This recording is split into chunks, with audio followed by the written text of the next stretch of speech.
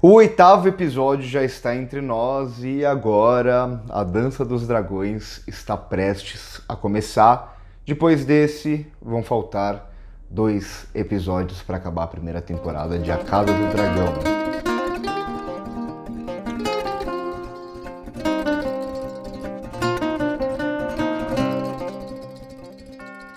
Eu queria começar esse vídeo falando de uma questão que não é propriamente desse episódio, por mais que seja, mas uma coisa que aconteceu nas 2 últimas semanas. Eu sempre comento o episódio pelo que eu vi no episódio, eu nunca assisto a prévia do episódio seguinte que passa na HBO. Por alguns motivos eu já comento eles, mas eu tô dizendo isso justamente porque 2 semanas seguintes eu fiz um comentário baseado naquilo que estava no episódio, e aí a prévia do episódio seguinte acabou me desmentindo de alguma forma, né? E aí já nos comentários vocês falaram, olha, aconteceu de novo. Nesse último caso foi que eu falei no episódio passado que parecia que a série ia dar uma desacelerada e não ia ter mais os saltos temporais, e aí o pessoal já comentou, não, episódio 8 na prévia já mostrou que vai ter mais um salto temporal, como a gente vê aqui no episódio. Eu vou continuar não vendo as prévias, eu não curto muito a pegada de ver prévia entre um episódio e outro, tudo bem quem gosta, mas eu pessoalmente prefiro entrar zerado, digamos assim, no episódio. Eu acho que a prévia ela funciona quase como um trailer, né? Então, um trailer, em sua essência, ele serve para vender aquilo para o público, e eu não preciso que uma prévia me venda para o próximo episódio, porque eu já vou assistir esse próximo episódio de qualquer jeito, e serve também, eu entendo porque muita gente assiste, porque muita gente gosta de fazer teorias e tudo mais, mas como eu não faço teorias aqui no canal, então pra mim não tem muita utilidade, eu prefiro esperar uma semana, assistir o episódio zerado, então eu vou continuar não assistindo prévias. Por que eu tô falando tudo isso? Porque caso eu comente alguma coisa aqui que a prévia desse episódio 8 me desminta, vocês já sabem por que eu não assisti a prévia do próximo episódio. Bom, aqui a gente tem um episódio que vai bater muito na questão da rivalidade, mas a rivalidade a gente já vem assistindo isso há alguns episódios. Aqui é quase como uma batida de martelo, né? A definição dessa rivalidade que vai se desdobrar para uma outra questão aqui que também envolve outro tema que eu já falei várias vezes aqui, que é a importância da Casa Velaryon, pela força dela, pelo poder dela de dinheiro, pelo poder dela no mar, que é importantíssimo para uma guerra que todo mundo já sabe que é iminente. Então a gente ainda continua nesse lance de uma espécie de Guerra Fria que só está esperando aquele momento para acontecer, para começar e virar um embate físico mesmo, virar uma guerra mesmo, cheia de mortes e tudo mais. O que é esse momento específico? É aquilo que eu venho comentando nos últimos episódios também, a morte do Viserys. Então ele vai se degradando de episódio a episódio, e isso é muito interessante, porque não é só o personagem se degradando fisicamente, mas é também aquela linha que separa a não guerra, digamos assim, da guerra, que vai praticamente não existindo mais. Ainda existe, a gente vê isso até visualmente aqui no episódio, depois em todo o jantar. Então quando vai ter o jantar, a gente vê a Rhaenyra sentada de um lado, a Alicent sentada do outro, com um grande espaço entre as duas, até o momento que chega o Viserys, senta no meio das duas.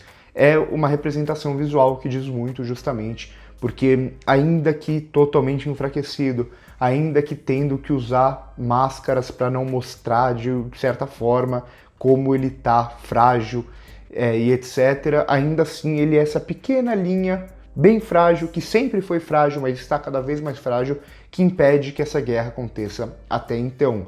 Mas, como fica claro, e o jantar acho que é muito simbólico, né, esse lance de casas de família aqui que vai acontecer no jantar e tal, que ele pode fazer esse discurso que ele já fez várias e várias vezes de tentar manter uma união entre as casas e tudo mais, mas isso não funciona. E é o simples fato dele sair do jantar para aquilo degringolar. Ainda que enquanto ele estava presente, tinha provocação de um lado, a provocação do outro, a mentira de um lado, a mentira do outro, mas tudo ainda ficava, digamos, só na provocação. A partir do momento que o Viserys se retira ali do recinto é quando vai para o embate físico, uma representação justamente do contexto geral aqui da série, né? Do contexto de que essa guerra só não começou ainda porque ainda tem um rei, mas não vai ter em breve. E aí a Dança dos Dragões vai começar. Então esse é o primeiro tema, acho que na verdade tudo gira em torno dessa rivalidade, até a questão dos Velaryon aqui, da sucessão dos Velaryon vai entrar na rivalidade, principalmente entre Alicent e Rhaenyra, entre verdes e pretos, você já sabe, eu já comentei sobre tudo isso. Só que aqui fica mais uma vez claro, e cada vez mais claro, como a série ela toma um partido. Assim, eu pessoalmente, quando eu li o livro, eu era totalmente dos pretos, assim, pelo menos no início, chega um momento da Dança dos Dragões que fica difícil defender alguém, mas quando a gente vê o contexto inicial, a Rhaenyra, o pai dela falou que ela ia ser a rainha, então ela estava no direito dela que foi dada pelo pai, que era o rei, e enquanto isso os Hightowers, desde o começo, nessa ambição de poder, vão inicialmente arranjar um casamento para tentar passar por cima e dominar o trono. Tudo que a gente vai vendo aqui na série desde então. Mas no livro acabava sendo um pouco mais sutil. Aqui na série, como a gente tem ponto de vista, isso vai ficando cada vez mais claro. E esse episódio vai reforçar muito da diferença entre os dois lados aqui, né? Então, por exemplo, a Rhaenyra, ela vai falar com o pai dela. Ela vai falar com o pai dela porque ela tá precisando de algo, ela vai pedir essa ajuda para ele em relação à sucessão lá dos Velaryons, porque o filho dela tem o direito, é o legítimo, entre aspas, né? A gente sabe que ele é bastardo, mas para o reino ele não é bastardo. Se falar que é bastardo, você morre. Então, ele teoricamente, ele é o herdeiro legítimo, nem deveria ter uma questão de sucessão aí, só tem por causa dessa disputa toda, mas eu já chego lá. Então, quando a Rhaenyra vai pedir para o pai em relação a isso, pedir ajuda, pedir que ele se posicione, ela chora. Não é um choro falso, é um choro legítimo. Ela fala até sobre o peso que ela não sabia que teria que aguentar tudo aquilo que ela queria ser a rainha, porque isso foi prometido para ela e tudo mais. Mas e daí, Vitor? E daí que ela chora e o choro é legítimo? Bom, choro aqui, nesse caso, demonstra uma coisa: empatia. Aquilo que a gente vai ver no episódio, que a Alicent não vai demonstrar e o Otto não vão demonstrar em nenhum momento, assim como os filhos da Alicent. Então são esses pequenos momentos, ou por exemplo, quando o Daemon, que parece ser o cara mais cruel, e aqui ele vai cortar a cabeça de um cara a sangue frio, o irmão do Corlys a sangue frio, ainda assim, naquele pequeno momento que ele vê o irmão dele não tendo forças para subir no trono, ele não precisava fazer aquilo, mas ele vai ali e ajuda. Então, até digamos, o mais cruel do lado dos pretos ainda tem um pouco mais de empatia. Isso daí eu não estou nem falando se eu concordo ou não, só estou falando que é como o episódio vai passar essas mensagens mais sutis. Enquanto isso, por outro lado, a gente vai ter aqui a Alicent, na verdade os Hightowers, meio que fortemente sugerido, digamos assim, que eles estão envenenando o Viserys, até por causa dessa doença super misteriosa e tal, que vai acontecendo com ele. Então toda essa sugestão de que ele está sendo envenenado, ou que ele pode estar sendo envenenado, então já é mais uma coisa que joga a série pro lado da vilania dos Hightower, e principalmente aqui o lance dessa sucessão, dessa discussão de sucessão, que é a primeira parte do episódio inteira, ela só demonstra uma gigantesca hipocrisia dos Hightower. Por que uma gigantesca hipocrisia dos Hightower? Vamos lembrar lá no começo da série, antes que o Viserys falasse que a Rhaenyra era a herdeira dele e tudo mais, quem poderia ser o herdeiro dele, talvez? Poderia ser o Daemon, que era o irmão dele e era o único homem que tinha numa possível sucessão.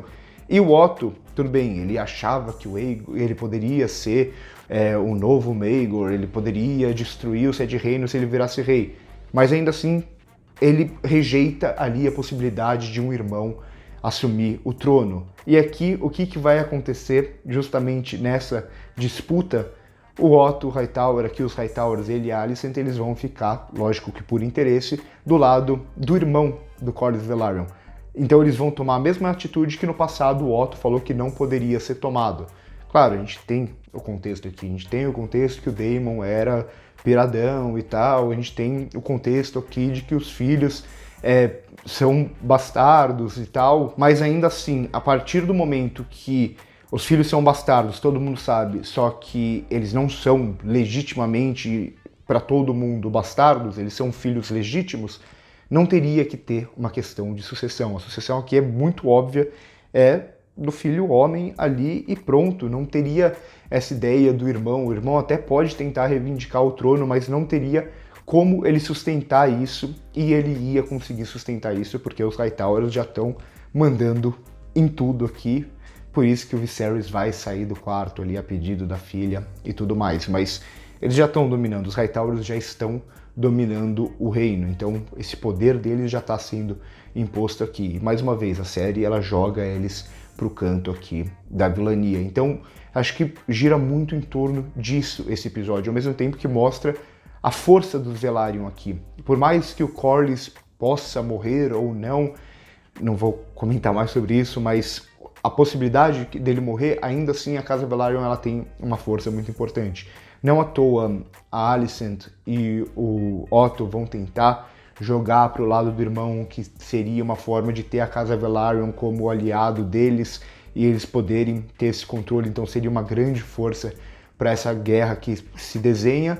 Por outro lado, a Rhaenyra vai apostar no que ela pode apostar, que é tentar falar com a Rhaenys, que é justamente a tentativa dos dois lados, mais uma vez, de tentar capturar essa casa muito importante e trazer para o lado dela. Aqui dá certo no final para Rhaenyra, até porque a Rhaenys desde o começo a gente vê que ela vê na Rhaenyra um pouco daquilo que ela passou e tudo mais, então tem um lance da empatia aqui que é muito forte. Então, de forma geral, o episódio ele vai se sustentar quase que na batida de martelo de que não há volta. A gente já sabia que não tinha volta, mas aqui fica evidente que não há volta para essa disputa de poder que já está imposta. É uma rivalidade que não tem como. Mesmo que a Alicent e a Rhaenyra decidissem ser amigas de novo, já corroeu para muito mais do que isso. Já foi para os filhos, por exemplo, aqui, que mais uma vez vão ser uma forma de resultar nesse conflito, embate físico e tudo mais.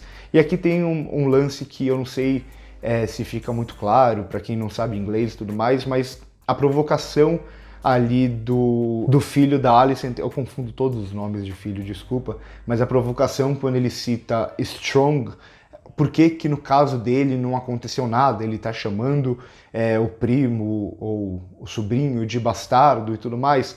E aqui não, porque o jogo de palavras aqui tá justamente nisso, né? Ele fala strong, ele fala vocês são strong no sentido de que pode ser também vocês são fortes, que seria strong em inglês. Mas ao mesmo tempo a gente sabe que o pai verdadeiro deles, ou o pai de sangue deles, é um Strong, o sobrenome Strong. Então por isso que eles usam aqui, a legenda fica meio confusa, não sei como que eles vão dublar isso, mas a brincadeira está justamente aqui. Então ele está falando assim, não estou falando nada demais, eu só estou falando que vocês são fortes. Mas na verdade a gente sabe que ele está sacaneando, falando que eles são bastardos sem dizer isso. Então por hoje é isso, é um episódio, mais uma vez, a série ela tem um salto temporal e o que ela faz é pegar uma questão importante em um momento específico do tempo e trabalhar essa questão até meio que resolvê-la. Depois você pode seguir a partir dela ou você pode ter um salto temporal para um outro momento importante. Isso vai acontecer, claro, até o momento em que a dança comece. A partir do momento que a dança comece, aí acho que a gente não vai ter mais saltos temporais. Então por hoje é isso. Curte o vídeo se gostou, se inscreve no canal se não é inscrito, comenta aqui embaixo o que vocês acharam do episódio, se vocês concordam comigo, discordam, se estão gostando da série, não estão gostando. Vamos trocar essa ideia no primeiro comentário fixado das nossas outras redes sociais. Por hoje é isso e corta.